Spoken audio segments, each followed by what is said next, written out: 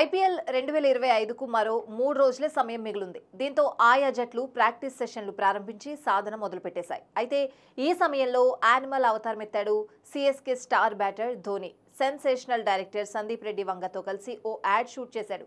ఇందులో అచ్చం రణబీర్ కపూర్ తరహాలో స్టైల్ గెటప్లో సూపర్గా కనిపించి ఆకట్టుకున్నాడు మాహి.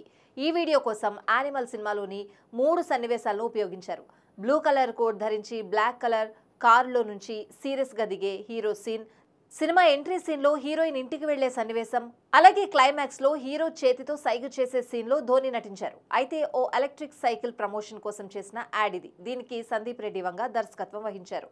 అయితే దీన్ని ఫన్నీ మోడ్ లో చిత్రీకరించి నవ్వులు పోయించారు. ఈ వీడియోలో సందీప్ వంగ కూడా కనిపించడం విశేషం. తాజాగా ఈ యాడ్ ను విడుదల చేయగా క్రికెట్ ఫ్యాన్స్ ను ఇది తెగ ఆకట్టుకుంటోంది. ముఖ్యంగా ధోని లుక్ ఫ్యాన్స్ ను ఫిదా చేస్తున్నాయి.